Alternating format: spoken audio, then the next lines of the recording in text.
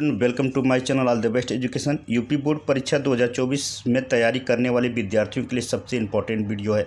आज मैं बुक साफ कर रहा था, उसमें से इम्पोर्टेंट प्रश्न मिले हैं जो आपके लिए सबसे इम्पोर्टेंट है। मैं समझा कि इसे आप लोग के सामने इसको बताया जा कि किस तरह इम्पोर्टेंट है।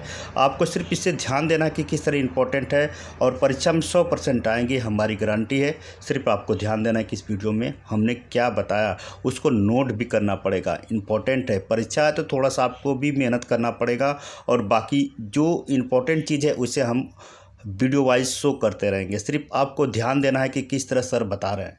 ध्यान दीजिएगा, पहला प्रश्न कौन सा है।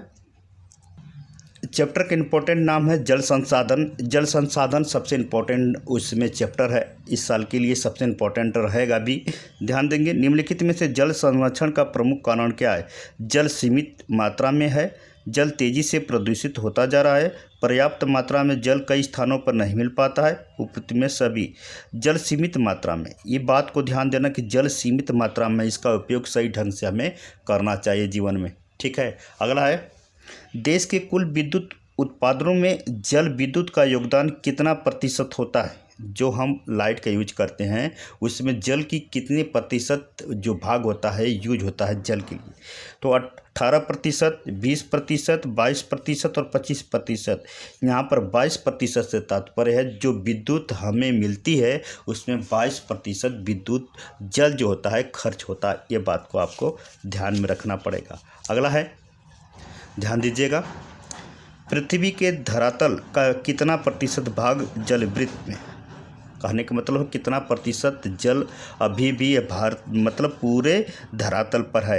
लगभग आधा, लगभग 3/4, लगभग 1/4, लगभग 2/4, लगभग 3/4 जल हमारी पृथ्वी पर यह है। ठीक है ना, 3/4 पर आपको ट्रिक लगा लेना है। अगला है, देश में 11वीं सदी में बनाई गई सबसे बड़ी कृत्रिम झील निम्न में से कौन सी है। जैसलमेर झील, भोपाल झील, भीमताल झील और नैनी झील। तो भोपाल झील जो होता है इसको हम कृत्रिम से बनाया गया था। इसे लोग क्या किए थे, इसे खुद बनाए थे, बड़े झील बनाए थे जो कृत्रिम माध्यम से बनाया गया था। आपको ध्यान देना है। अगला, भारत को विश्व की कुल वर्षा कितना प्रतिशत भाग प्राप्त होता है। विश्व में कुल वर्षा में कितने प्रतिशत भाग जल प्राप्त करते हैं हम। 4%, 9%, 7% और 10%। इसमें 4% है जो हम वर्षा से जल को प्राप्त करते हैं। इसको भी ओम पर इसी तरह भरना है। जिस तरह हम ट्रिक लगा रहे हैं वो ट्रिक उसमें न लगाकर ओम को आपको भरना है। पिछले वीडियो में बताया है कि ओम कैसा होता है, कैसे भरा जाता है, इसके बारे में भी हमने बताया है। पिछला वीडियो जाकर आप देख सकते हैं। अगला क्वेश्चन पर ध्यान दीजिएगा।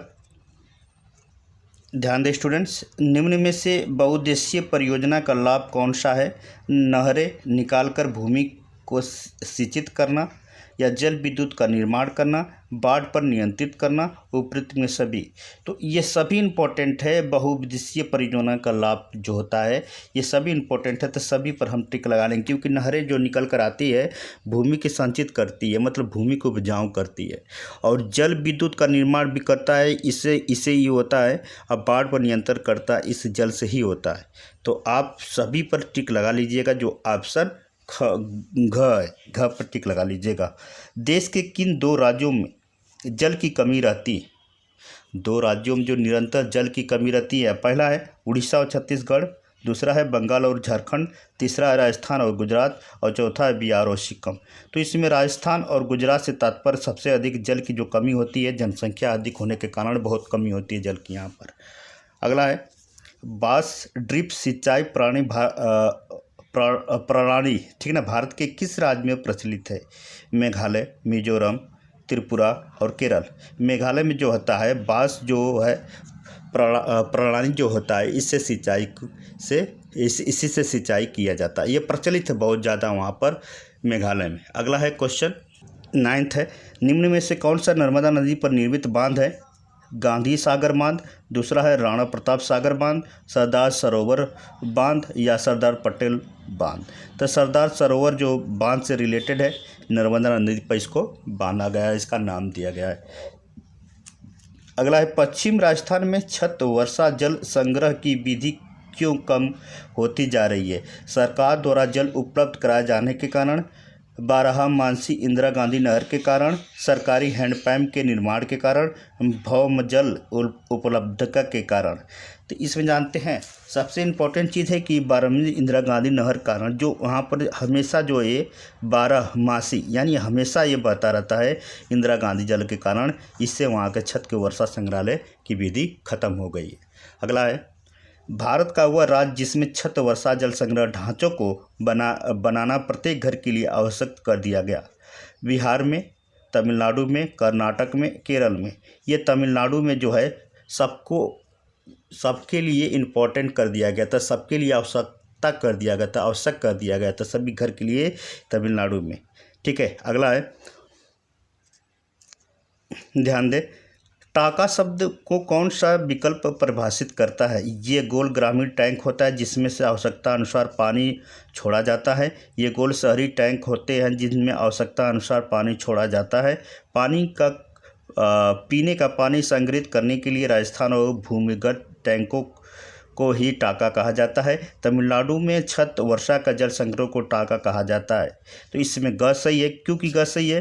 पीने के पानी संग्रहित करने के लिए राजस्थान भूमि में टैंकों का टांग कहा जाता है, जहाँ पर पानी संग्रहित किया जाता है और पीने का उपयोग उसको किया जाता है। अगला है निम्नलिखित में कौन सा जल संग्रह विधि राजस्थान में प्रचलित नहीं है? जोहड़, खादीन, गुल, टाका। तो गुल जो होता है संग्रहित विधि राजस्थान में प्रचलित नहीं है, जो एक साथ रखे जाते हैं पानी को। अगला है छत वर्षा जल संग्रह का टाका विधि देश के किस राज्य में संबंधित है? मेघालय, कर्नाटक, तमिलनाडु, राजस्थान। राजस्थान में वर्षा कम होने के कारण यहाँ पर टाका विधि का जो जल को इकट्ठा किया जाता है उसके बारे में यह लिखा जाता है। अगला है कर्नाटक राज्य का वह कौन सा है जिसमें ग्रामीणों ने घरेलू जल आवश्यकता को पूरा करने के लिए छत वर्षा जल का संग्रह की व्यवस्था की? देखिए, गंडाथूर, शिवनगर, लल्लूपुरम और मुल्लरी। तो इसमें गंडाथूर जो होता है इसमें ही सबसे अधिक जो होते हैं छत वर्षा जल संग्रहित करने की आवश्यकता थी, क्योंकि वहाँ पर पानी कम होने के कारण ये किया गया था। ये देखिए इम्पोर्टेंट क्वेश्चन है, इसको ज़रूर रिवीजन करिएगा, क्योंकि हमने वह पेज फाड़ कर आपको बताने की कोशिश की है जो इम्पोर्टेंट हमें लगा कि बच्चों को भी जानना चाहिए, जिसका भला हो सके। ठीक है, आपको टॉप बनना है तो टॉप मतीन आपको तैयारी करना पड़ेगा। ठीक है, इस वीडियो को रिवीजन करिए, अगले वीडियो मिलते हैं। नमस्कार।